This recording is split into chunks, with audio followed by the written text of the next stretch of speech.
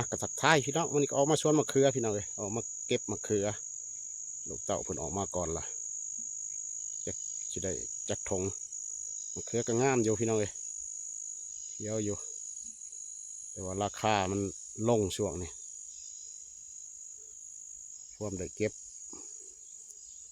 ราคาก็ลงแห้งทงหนึ่งก็20 โลแล้วเก็บใส่กันประมาณเมื่อนี้จักชิเมนเท่าใดประมาณ30,000นี่พี่น้องเลยแท้ถือว่าลูกเต่ามันเก็บอยู่พี่น้องเลย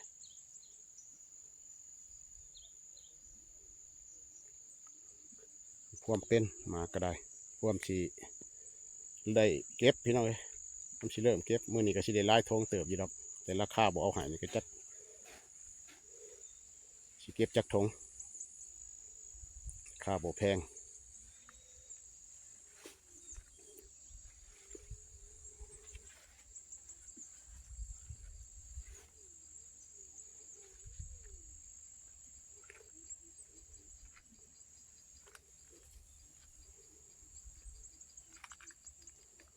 เก็บไป2 คนพี่น้องเลย2-3 คนเก็บก็บ่ไหวดอกเก็บมะเขือกระสะคือเก็บกาแฟตามที่ได้ทงหนึ่งก็ใส่เวลาพี่น้องเลยหรือมากับโบท่านเป็นลายเนี่ย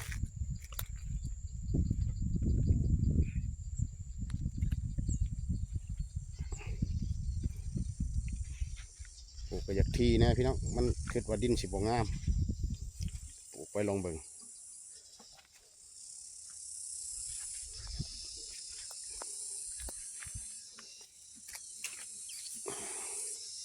ก็เป็นใบกับบริตัดปกติได้ตัดใบพี่น้องเลยตัดใบมันออกใบมันนาลายมันกระบอกอยากจับมะเขือก็ได้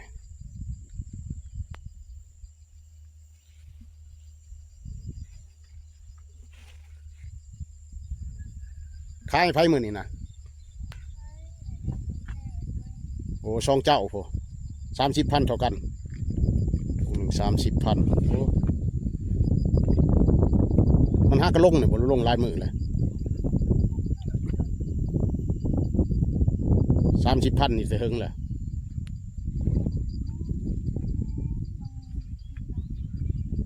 ทิศลังทงละ100,000ทิศนี่30,000คนก็แห่งปลูกลายสำได้ปีนี้ฮะอยู่เช็ดโคด4 ทง100,000โอ้ในคนเห็ดลายคือว่าอะไรมะเขือกับคนปลูกลายเดือนหนานี่สิบลงขนาดว่าลื่นแน่ได้เด้ผมโทมจะหน่อยเนี่ย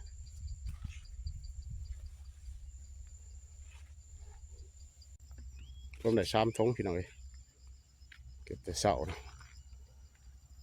3 ทงทงหนึ่งก็20 โลผมได้60 โลถ้าเก็บเบิดนี่ก็จะได้อยู่ประมาณ100 โลหรือ100 ป้ายอยู่จักก็จะบ่แล้วดอกมันนี่ก็จะบ่ได้เก็บลายปานนั้นนะจะเก็บจักทงใช่ไหมนี่ว่าจะเก็บจักทงมันนี่เก็บเบิดเลยมาที่เก็บเบิดพี่น้อย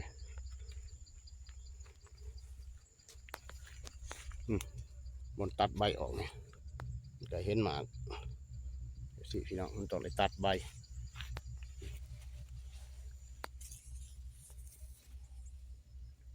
ออกมือจะอยู่ประมาณนี้พี่น้อง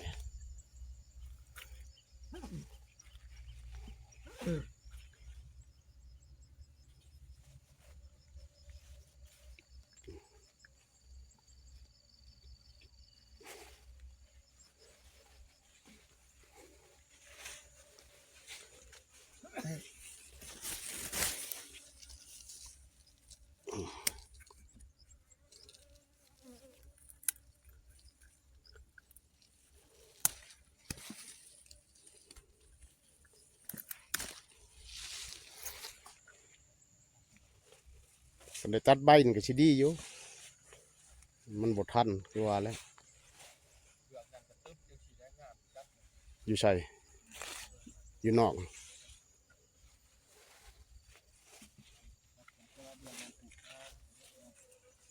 นี่มันทีนี่นะทีแห้งกันบ่ตัดใบนี่ก็ถือว่ามันจะคักเลยนะมันตึบกันเบิดมันถั่วกันเบิดหัก มาเป็นอย่างไงน้ำสีแบบดอกใหญ่ไว้ ทีร้ายแล้วมันบ่ถึกแดดมันบ่ถึกแสงได้ใบมันโปกเบิดบางทีก็เฮ็ดให้หมากเน่ากันพ้นลิ้นหมากบ่อยากอันนั้นคันเฮาตัดใบได้แบบนี้มันก็งามดีอยู่มันก็ได้หลายอีกคันว่าเฮาได้ตัดใบ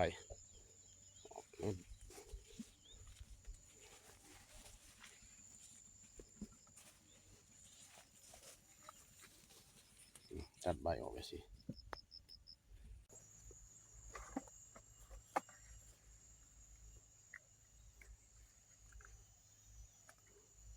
จะสีดเพื่อหันไปเอายาน้ำเบียดสียาหมานะ ยาฆ่าแมงบ่ บ่ถอดยอด บ่ มันสีดกีตาร์ได้กีตาร์ถอดยอดดีดี โอ้แพงบ่ ซ่องหนึ่ง75ซ่องหนึ่งแต่ว่ามันใส่ได้แต่2 เต่า พยายามแล้วมันเวอร์ก็พอสิลองสิลายยาเล็งมักเวอร์ยาเวียดบ่ ยาเอามาเบียด โอ้ แต่ลองเอามาสีดกับเชื้อกับที่นี่นะมันเนี่ย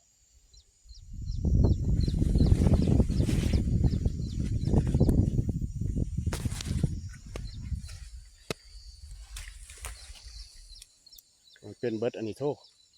เก็บเทียนหนึ่งมันสิได้เป็น30 ถุงพุ่นว่า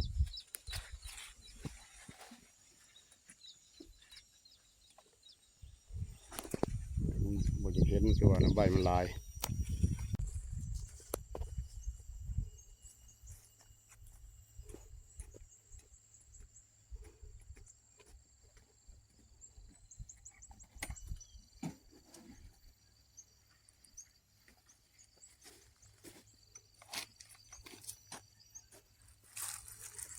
2 ถังน่ะบ่ได้ถุงหนึ่ง2 ถัง20 โล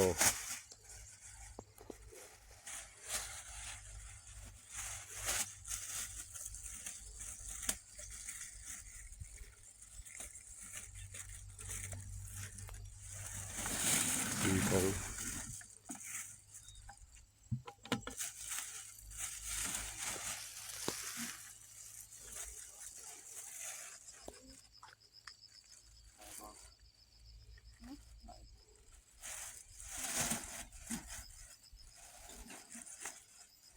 ถังนี่10 โล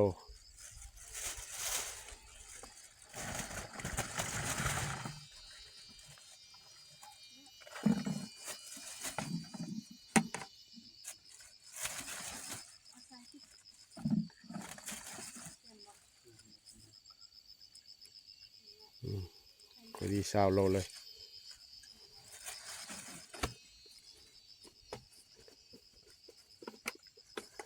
เก็บเบิดนี่ห้อยได้หลายเติบได้น่ะมันคือบ่มีหมากอยู่ดอกกันตัดใบออกพวกหมากหลายๆ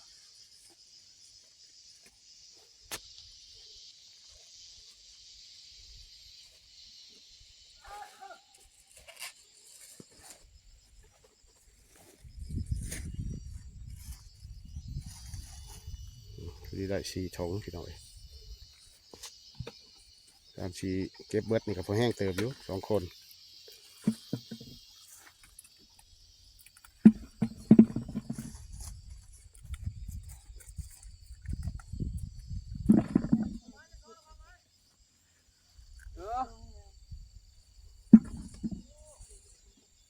จากนั้นก็เก็บมาเกลือพี่น้องเอ้ย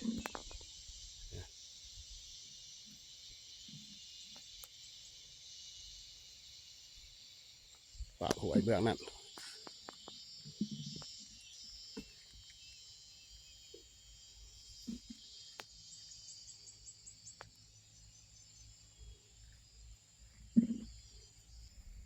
เป็นอาชีพพี่น้องเอ้ยถือหรือแพงก็จำเป็นได้เฮ็ด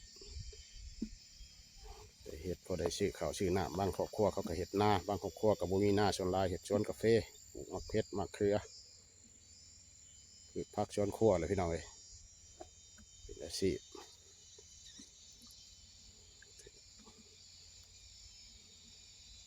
แพงก็จะเป็นได้เฮ็ดพี่น้อง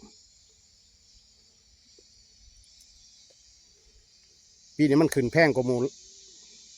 จักแสนหมักทมมะเขือนี่400,000ก็มีเนาะที่ช่วงมันอึดมันบ่มีคือช่วงแรกครับประมาณ400,000 ปลายพี่น้องเอ้ยมะเขือก็ได้ช่วงนี้คนเห็ดหลายเป็นช่วงฝนคนก็ปลูกหลายราคามันก็ลงต่ำที่ว่ามันมีหลายนั่นแหละมีหน่อยก็ราคาขึ้นราคาอยู่น้ำตลาด